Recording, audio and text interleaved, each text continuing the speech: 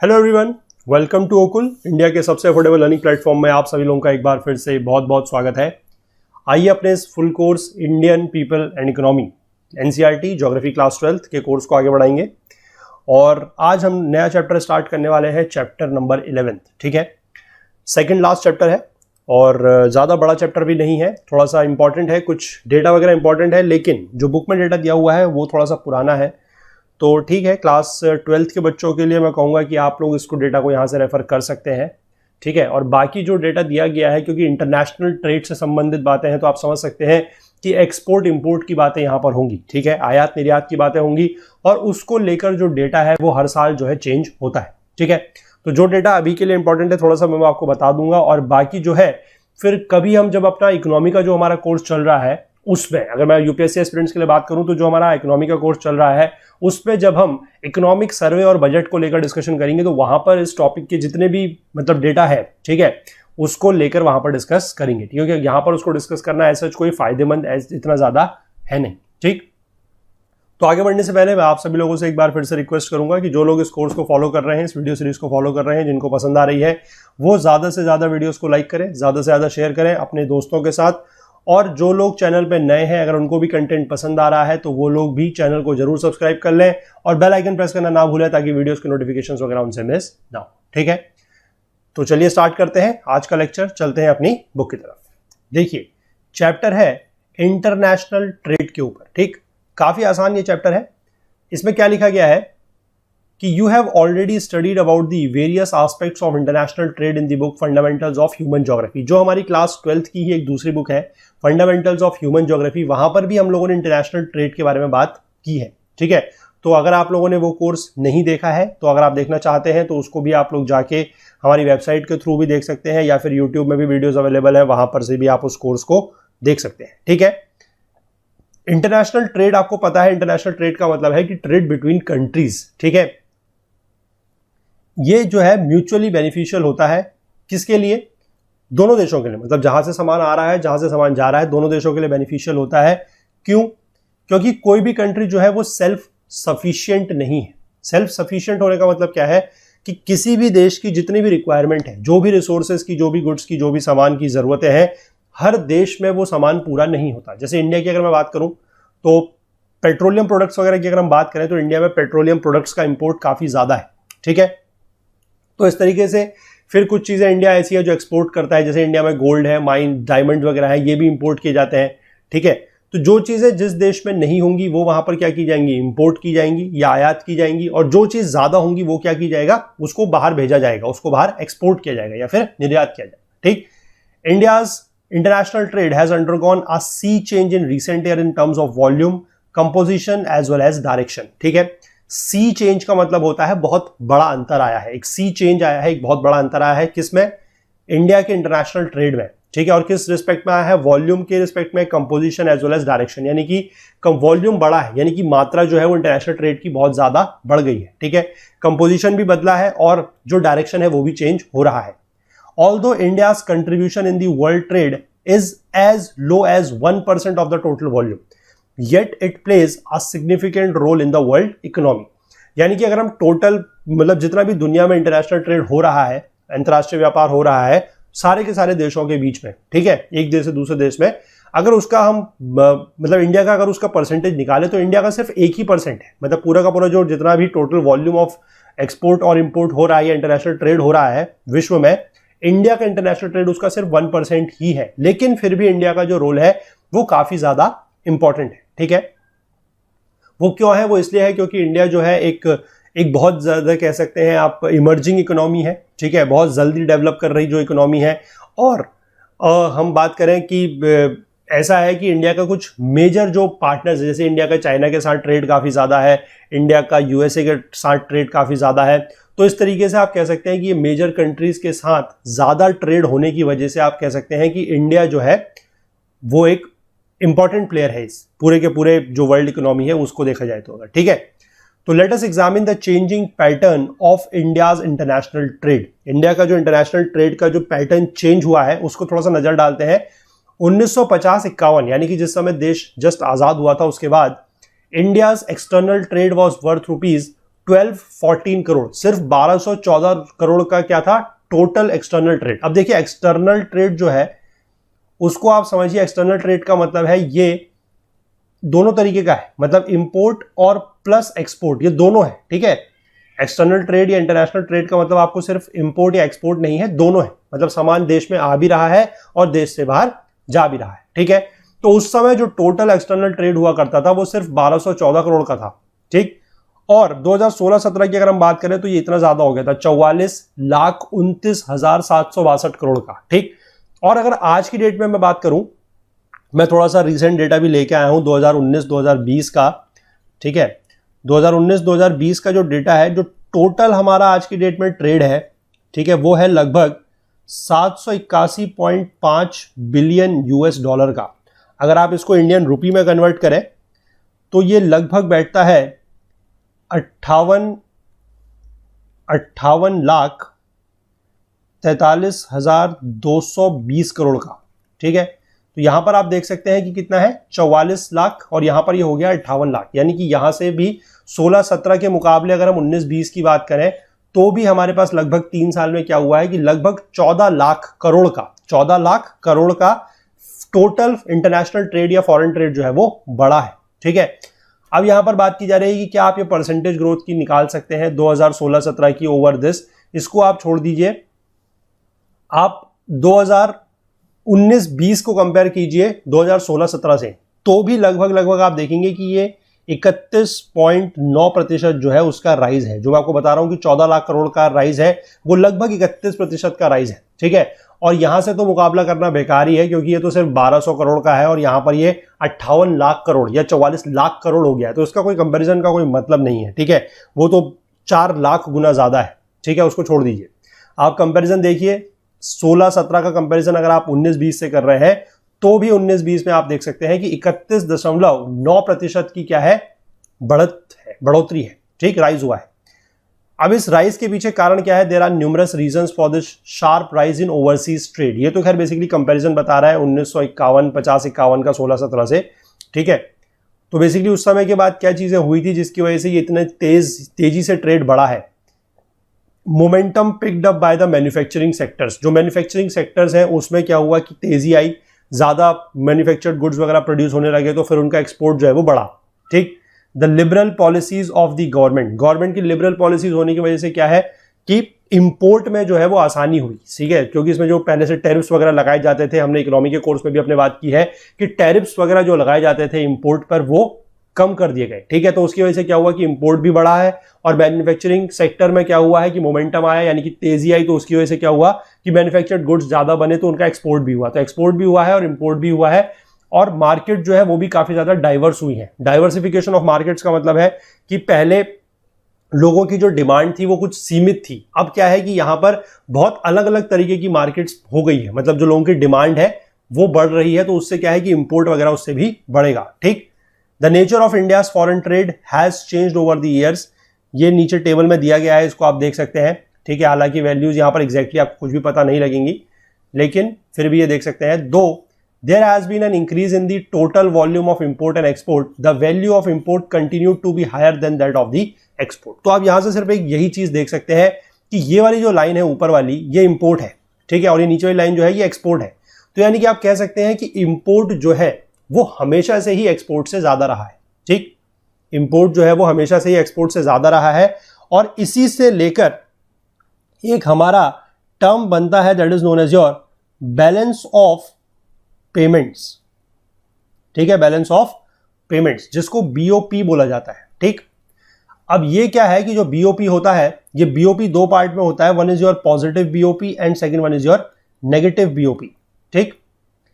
Positive BOP का मतलब है कि जब हमारा एक्सपोर्ट इंपोर्ट से ज्यादा होगा, ठीक है, क्योंकि एक्सपोर्ट अगर हम कर रहे हैं तो क्या हो रहा है, बैलेंस ऑफ पेमेंट्स, ठीक है, पेमेंट्स मतलब पैसा। अगर हम एक्सपोर्ट कर रहे हैं कोई सामान तो हमारे पास क्या होगा, सामान जो है वो तो देश से बाहर जाएगा, ठीक है। अगर हम गुड की बात करें तो गुड सामान बाहर जाएगा और पैसा जो है बदले में देश के अंदर आएगा, ठीक है। जो मनी है वो देश के अंदर आएगी, यानी कि हमारी क्या हो रही है, इनकम हो रही है, कमाई हो रही है देश की, ठीक।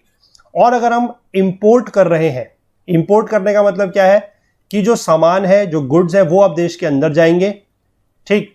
और बदले में सामान क्योंकि बाहर से हम लोग खरीद रहे हैं तो पैसा कहां जाएगा, बाहर जाएगा। ठीक है, तो ये क्या हो गया, दिस इज योर एक्सपेंडिचर। ठीक है, अब क्या लिखा गया है कि अगर एक्सपोर्ट इंपोर्ट से ज्यादा है, यानी कि हम बाहर जो है सामान ज्यादा भेज रहे हैं, यानी कि हमारी इनकम क्या होगी, एक्सपेंडिचर से ज्यादा होगा, तो उसको हम कहेंगे पॉजिटिव बैलेंस ऑफ पेमेंट। ठीक, या फिर इसी को बोला जाता है ट्रेड सरप्लस।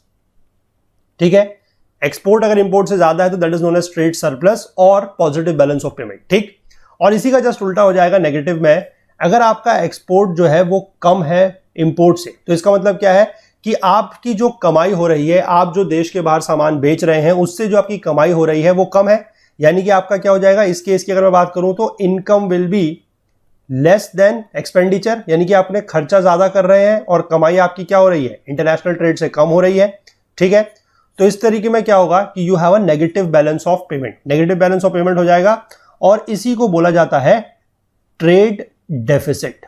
ठीक है, इसी को बोला जाता है ट्रेड डेफिसिट, यानी कि हम सामान से जो कमाई कर रहे हैं वो कम है, जो एक्सपेंडिचर कर रहे हैं वो ज्यादा है, या फिर आप कह सकते हैं कि एक्सपोर्ट जो हम कर रहे हैं वो कम है और इंपोर्ट जो हम कर रहे हैं वो ज्यादा है। तो this is your trade deficit या फिर नेगेटिव बैलेंस ऑफ पेमेंट्स। ठीक है, इस चीज को आपको ध्यान रखना है, और हमेशा आप देखते आइए कि यहां पर 2012-13 का जो डेटा दिखाया हुआ है वहां से लेकर आप 16-17 में आइए, 19-20 में आइए, अभी भी आप देखेंगे कि इंडिया में हमेशा नेगेटिव बैलेंस ऑफ पेमेंट ही बना हुआ है, यानी कि इंडिया का इंपोर्ट जो है वो ज्यादा है एज कंपेयर टू एक्सपोर्ट। ठीक, और थोड़ा सा अगर मैं आप लोगों को 2019-20 का जो डेटा है मेरे पास में, अगर आपको वो दिखाने की कोशिश करूं तो वो आप थोड़ा सा चाहें तो नोट डाउन कर सकते हैं। 2019-20 में जो टोटल एक्सपोर्ट हुआ है that is around 314.31 billion USD. ठीक, लगभग इतना है। और अगर आप इसको इंपोर्ट देखेंगे तो इंपोर्ट आपका जो है वो 467.19 बिलियन यूएसडी का है। ठीक है, तो आप देख सकते हैं कि इंपोर्ट जो है वो ज्यादा है, एक्सपोर्ट कम है। ठीक है, क्या है, import is greater than export. और यहां से जो आप डेफिसिट निकालेंगे, डेफिसिट कितनी आएगी, जो है इंपोर्ट माइनस एक्सपोर्ट, वो आप निकालेंगे, वो आएगी 152.88 बिलियन यूएसडी। ठीक है, यानी कि 2019-20 में भी इंडिया की जो ट्रेड डेफिसिट बना हुआ है वो कितना बना हुआ है, 152.88 बिलियन यूएस डॉलर का। ठीक है ना। और अगर मैं आपको ये वैल्यूज जो है थोड़ा सा मतलब आज के डेट में, अगर आज के एक्सचेंज रेट में मैं आपको ये वैल्यूज बताने की कोशिश करूं इंडियन करेंसी के टर्म्स में, तो लगभग आप बात कीजिए कि जो एक्सपोर्ट है वो आपका हो रहा है 23,50,073 करोड़ का। ठीक, और जो इंपोर्ट हो रहा है ये हो रहा है लगभग 34,93,146 करोड़ का। ठीक है, और यहां से अगर आप बैलेंस में डेफिसिट निकालें जो ये 152.88% का आया है, ये आपका अगर आप डेफिसिट निकालेंगे इंडियन रुपी के अकॉर्डिंग तो ये 11,43,073 करोड़ का है। ठीक है, 11,43,073 करोड़ का जो ट्रेड डेफिसिट है वो अभी भी बना हुआ है 2019-20 में। ठीक, यही चीज यहां पर नीचे जो है वो और समय के लिए दी गई है, जैसे कि एक्सपोर्ट कितना है, इंपोर्ट कितना है और ट्रेड बैलेंस कितना है। ठीक, ट्रेड बैलेंस नेगेटिव का मतलब वही हो गया जो मैं आपको समझा रहा हूं, मतलब ट्रेड डेफिसिट। ठीक है, यहां पर आप इसको लिखते चाहे तो लिख सकते हैं नेगेटिव वैल्यूज इंडिकेट क्या, negative values indicate trade deficit. ठीक है, आप समझ सकते हैं इस चीज को, मैंने कंसेप्ट आपको समझा दिया। आप हर केस में देखेंगे कि इंपोर्ट जो है वो एक्सपोर्ट से क्या हो रहा है, ज्यादा है, यानी कि आपका ये चीज ऐसे लगेगा एरो। ठीक है, कि इंपोर्ट हर जगह ज्यादा है, इसीलिए आपका जो ट्रेड बैलेंस चल रहा है वो हर पॉइंट पर आप देख सकते हैं नेगेटिव है, यानी कि वो ट्रेड डेफिसिट है। ठीक है, ये चीज आप समझ गए। चलिए इसके बाद आगे देखते हैं, कंपोजिशन के बारे में बात की गई है। ये तो हमने बात कर ली ओवरऑल वॉल्यूम के बारे में। कंपोजिशन को हम समझें तो the composition of commodities in India's international trade has been undergoing a change over the years.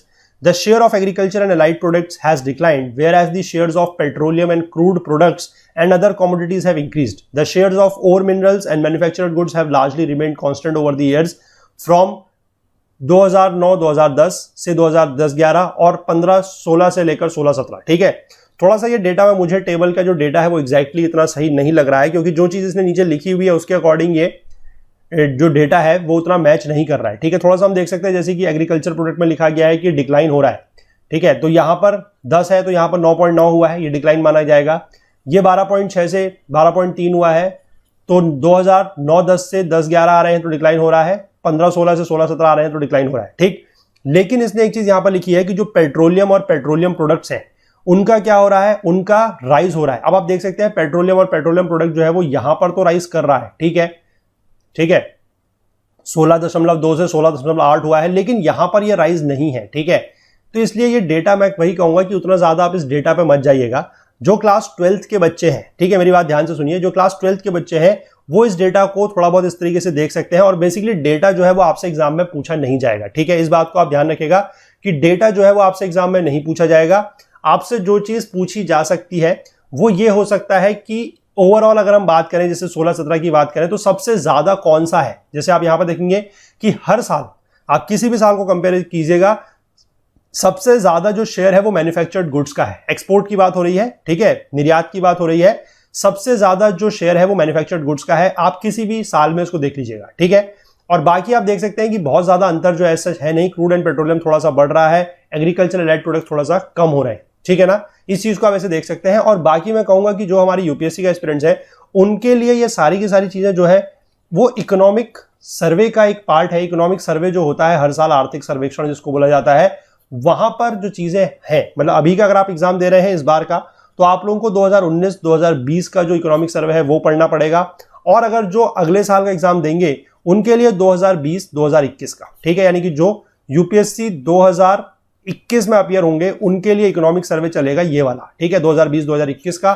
तो हम लोग भी अपने कोर्स में, जो इकोनॉमी का कोर्स है उसमें 2020-2021 का जब इकोनॉमिक सर्वे आएगा, ठीक है, बजट पेश होने से 1-2 दिन पहले ही आता है, मतलब बजट जब 1 फरवरी को पेश होता है तो उससे 1-2 दिन पहले आता है, तो उसी टाइम पर हम लोग जो है इसको वहां पर कवर करेंगे, ठीक है। फिलहाल आप अगर कोई 2019 मतलब 2020 का पेपर देना चाह रहे हैं, जो भी एस्पिरेंट्स हमारे, अक्टूबर वाला पेपर, तो वो लोग 2019 और 2020 का जो इकोनॉमिक सर्वे है वो कवर कर सकते हैं, ठीक है। The decline in traditional items is largely due to tough international competition, ठीक है। जो ट्रेडिशनल आइटम्स हैं उनमें कमी आई है। उनमें कमी क्यों आई है? क्योंकि वो इंटरनेशनल कंपटीशन फेस कर रहे हैं। Amongst the agricultural products there is decline in the export of traditional item, जैसे कि कॉफी, कैश्यू एक्सेट्रा, ठीक है, कॉफी वगैरह है, काजू वगैरह है, इनके एक्सपोर्ट में क्या हुआ है, कमी आई है, क्योंकि ये ट्रेडिशनल आइटम्स है, ठीक है। और ट्रेडिशनल आइटम्स में कमी क्यों आ रही है? Because of your international competition, ठीक। दो an increase has been registered in floricultural products, fresh fruits, marine products and sugar etcetera, ठीक है। इस तरीके के जो प्रोडक्ट्स है, दैट इज फ्लोरिकल्चर प्रोडक्ट्स है जो आपके ये फ्लावर से रिलेटेड होते हैं, ठीक है। फ्लावर संबंधी जो भी प्रोडक्ट्स हैं, फ्रेश फ्रूट्स हैं, मरीन प्रोडक्ट्स हैं और शुगर है, इनमें क्या हुआ है, इंक्रीज हुआ है या राइज हुआ है, ठीक। मैन्युफैक्चरिंग सेक्टर अलोन जो है वो अकाउंट करता है 73.6% of India total volume of export इन 2016-17, ये मैंने आपको दिखाया वहां पर। Engineering goods have shown a significant growth in the export, उसमें भी अगर हम बात करें मैन्युफैक्चरिंग सेक्टर में भी, तो जो इंजीनियरिंग गुड्स है उसका एक्सपोर्ट काफी ज्यादा है। इसी वजह से क्या है कि मैन्युफैक्चरिंग सेक्टर का जो शेयर है वो काफी ज्यादा है, ठीक है, overall. China and other East Asian countries are our major competitors, ठीक है। जो चाइना है और बाकी जो ईस्ट एशियन कंट्रीज यानी कि पूर्वी एशियाई देश हैं, वो हमारे लिए एक सबसे बड़ा कंपटीशन है, ठीक। James and jewellery contributes a large share of India's foreign trade, ठीक। जो जेम्स वगैरह होते हैं, जो मूल्यवान पत्थर वगैरह है वो, और जो ज्वेलरी वगैरह है वो हमारा जो फॉरेन ट्रेड है उसमें उसका योगदान बहुत बड़ा है, ठीक है। चलिए आगे देखेंगे। ये तो हमने बात कर ली अभी तक एक्सपोर्ट को लेकर, ठीक है, यानी कि निर्यात को लेकर। अब हम बात करेंगे कि जो हमारे कंपोजिशन ऑफ इंपोर्ट में चेंज आ रहा है, ठीक है, क्योंकि अभी तो हमने बात करी किस तरीके से एक्सपोर्ट का सामान हम कौन सा, मतलब किसको हम ज्यादा एक्सपोर्ट करने लगे हैं, किसको कम एक्सपोर्ट करने लगे हैं, वो ट्रेंड में कैसा चेंज आया है वो हमने समझा। अब हम बात करेंगे कि इंपोर्ट को लेकर ये चीजें किस तरीके से हो रही हैं। देखिए सबसे पहले क्या लिखा गया है कि India faced serious food shortage during 1950s and 60s, क्योंकि हमें पता है कि यहाँ पर ड्राउट्स वगैरह आया था, ठीक है, उस टाइम पर। तो उस समय यहाँ पर फूड आइटम्स की काफी ज्यादा शॉर्टेज हो गई थी, और जो मेजर आइटम ऑफ इंपोर्ट थे वो यही थे, that was food grain, capital goods, machinery and equipment, ठीक। तो बैलेंस ऑफ पेमेंट उस वजह से क्या होगा, was adverse as imports were more than export in spite of all the efforts of import substitution, ठीक है। क्योंकि इंपोर्ट अगर ज्यादा हो रहा है तो मैंने आपको बता दिया कि जो बैलेंस ऑफ पेमेंट है वो क्या होगा, नेगेटिव होगा या एडवर्स होगा। ठीक, हालांकि इंपोर्ट सब्स्टिट्यूशन के कुछ प्रयास किए गए थे, लेकिन फिर भी जो है इंपोर्ट कम हम लोग नहीं कर पाए। इंपोर्ट सब्स्टिट्यूशन का मतलब क्या होता है? इंपोर्ट सब्स्टिट्यूशन का यह मतलब है कि मान लीजिए हमें फूड ग्रेन्स की जरूरत थी, ठीक है, या हमें कैपिटल गुड्स की जरूरत थी, तो अगर हम उनको अपने देश में ही बना सके तो वो होगा इंपोर्ट सब्स्टिट्यूशन। यानी कि हम इंपोर्ट को क्या कर रहे हैं, सब्स्टिट्यूट कर रहे हैं। ठीक, उसको बोला जाता है इंपोर्ट सब्स्टिट्यूशन। लेकिन बात वही है कि इंपोर्ट सब्स्टिट्यूशन के प्रयास किए गए, लेकिन वो प्रयास जो थे नाकाफी रहे, और हमें मतलब चाहते हुए या ना चाहते हुए जैसे भी कहें, फूड ग्रेन्स वगैरह और कैपिटल गुड्स, मशीनरी, इक्विपमेंट वगैरह तो इंपोर्ट करने ही पड़े, और उसकी वजह से जो हमारा इंपोर्ट था वो बहुत ज्यादा बढ़ गया था, और उसकी वजह से जो बैलेंस ऑफ पेमेंट है वो भी काफी ज्यादा नेगेटिव हो गया था या एडवर्स हो गया था। ठीक, लेकिन 1970 के बाद क्या हुआ, यहां पर एक और इंपॉर्टेंट इवेंट हुआ है जो आप लोगों ने पढ़ा होगा, आप लोगों को पता होगा, जिसको बोला जाता है ग्रीन रिवॉल्यूशन। ठीक है, हरित क्रांति वगैरह यहां पर आई थी, उसकी वजह से जो फूड ग्रेन का इंपोर्ट है वो तो डिसकंटिन्यू हो गया। क्यों? क्योंकि जो ग्रीन रिवॉल्यूशन की सक्सेस हुई थी, उसमें जो हमें सफलता हासिल हुई थी, उसकी वजह से प्रोडक्शन जो था वो फूड ग्रेन्स का वो बहुत ज्यादा बढ़ गया था, तो अब हमें बाहर से फूड ग्रेन्स खरीदने की जरूरत नहीं थी। ठीक, लेकिन 1973 में फिर से एनर्जी क्राइसिस आता है, और उसकी वजह से क्या है कि जो पेट्रोलियम के दाम है वो बहुत ज्यादा बढ़ जाते हैं। ठीक, and the import budget was also pushed up. अब क्या था कि फूड ग्रेन इंपोर्ट जो पहले हो रहा था, अब वो रिप्लेस हो गया है फर्टिलाइजर से और पेट्रोलियम से। अब फर्टिलाइजर से क्यों हुआ है, देखिए बहुत इंपॉर्टेंट है, समझिए एक एक वर्ड। फर्टिलाइजर का यहां पर इंपोर्ट क्यों बढ़ा है? क्योंकि आपको पता होगा कि जो हमारा ग्रीन रिवॉल्यूशन था, वहां पर जो हम क्रॉप्स यूज कर रहे थे, या जो हम वहां पर एक चीज यूज कर रहे थे, दैट वाज HYV सीड्स। ठीक है, high yielding variety seeds. High yielding variety seeds use करने के लिए हमें जो था फर्टिलाइजर्स की ज्यादा जरूरत थी, क्योंकि वो क्रॉप्स जो थी उनके लिए फर्टिलाइजर्स की जरूरत थी, उनके लिए पेस्टिसाइड्स की ज्यादा जरूरत थी, क्योंकि वो क्रॉप्स जो थी पेस्ट रेजिस्टेंट उतनी ज्यादा नहीं थी, पेस्ट के बहुत ज्यादा प्रोन थी। उनके लिए इरिगेशन की काफी ज्यादा जरूरत थी, पानी वगैरह काफी ज्यादा जरूरत थी ग्रीन रिवॉल्यूशन के क्रॉप्स के लिए। ठीक है, तो इसीलिए फर्टिलाइजर का इंपोर्ट जो था वो बढ़ा, और साथ ही जो पेट्रोलियम की क्राइसिस है, जो एनर्जी क्राइसिस आया था, उसकी वजह से पेट्रोलियम का भी इंपोर्ट बढ़ा। ठीक, machine and equipment, special steel, edible oils and chemicals largely make up the import basket. तो यही सारी चीजें थी जो इंपोर्ट की जा रही थी। Examine the changing pattern of imports in table 11.4 and try to comprehend the shifts. ठीक है, ये फिर से उसी तरीके कुछ टेबल दी गई है नीचे। ठीक है, इस टेबल को आप मतलब वही मैं कहूंगा कि फिर से आप डेटा वगैरह देखेंगे तो कंफ्यूज होंगे। ठीक है, टेबल 11.4 क्या बता रहा है कि there is a steep rise in the import of petroleum products. Petroleum products में काफी ज्यादा इंक्रीज हुआ है। ठीक है, अब आप यहां पर देखेंगे 33.2% है, 31.3% है, ये इस तरीके से नहीं है। मतलब ओवरऑल अब क्या होगा कि इंपोर्ट बढ़ रहा है। ठीक है ना, इंपोर्ट बढ़ रहा है, तो परसेंटेज टर्म्स में आप इसको नहीं देखेंगे, क्योंकि यहां पर ये क्या लिखा गया है कि इंपोर्ट ऑफ पेट्रोलियम प्रोडक्ट में राइज हुआ है, शेयर नहीं बोल रहा है।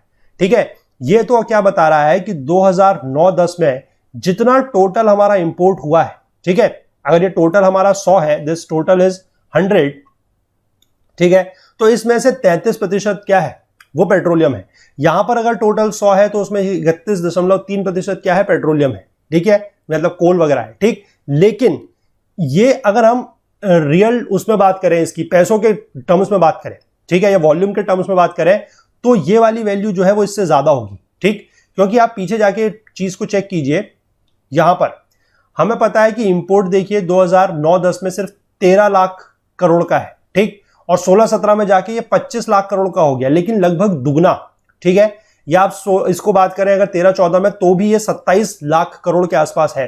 ठीक है ना, अब इसको आप समझिए, यहां पर जो परसेंटेज का चेंज दिखाया गया है कि ये 33% है, तो ये 33% जो वैल्यू है कितने की है, लगभग ये आपकी 13 करोड़ की, 13 लाख करोड़ की। ठीक है, 13 लाख करोड़ की यहां पर है।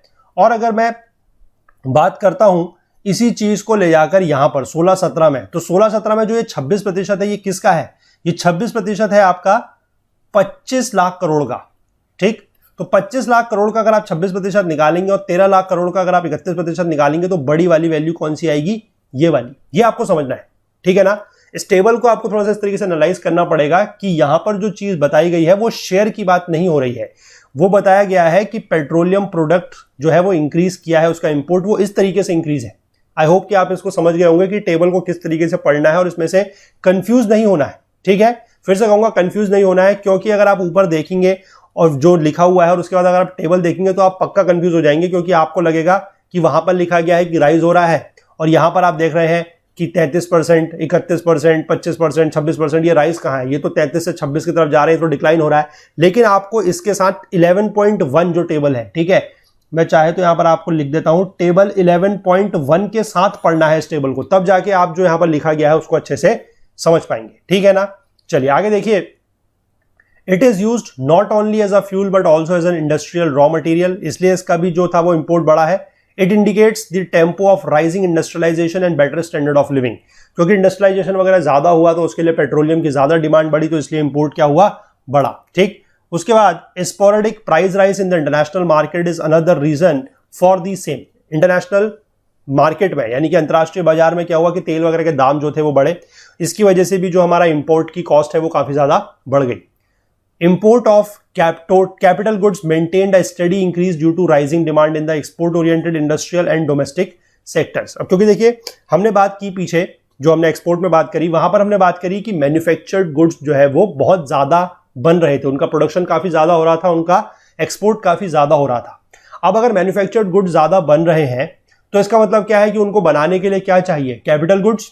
तो कैपिटल गुड्स हमारे पास ज्यादा थे नहीं, और अगर हमें अपना मैन्युफैक्चर को ग्रो करना था, मैन्युफैक्चरिंग सेक्टर को ग्रो करना था, उसमें अगर हमें ये चाहिए था कि हम ज्यादा से ज्यादा सामान बनाए बेचें, तो उसके लिए कैपिटल गुड्स की जरूरत थी, इसीलिए कैपिटल गुड्स का जो है इंपोर्ट बढ़ा है। ठीक है, रिलेट करके पढ़िए, हमेशा हमेशा रिलेट करके पढ़िए। स्पेसिफिकली जो हमारे यूपीएससी के बच्चे हैं उनको ये चीजें काफी अच्छे से समझनी पड़ेंगी कि चीजों को रिलेट करके कैसे पढ़ना है। अब आपने पीछे पढ़ा कि एक्सपोर्ट ऑफ मैन्युफैक्चरिंग गुड्स बढ़ रहा है, तो आप समझ गए कि एक्सपोर्ट कब बढ़ सकता है? जब चीजें बन रही होंगी, क्योंकि चीजें जब बनेंगी तभी तो हम उसको बाहर बेचेंगे।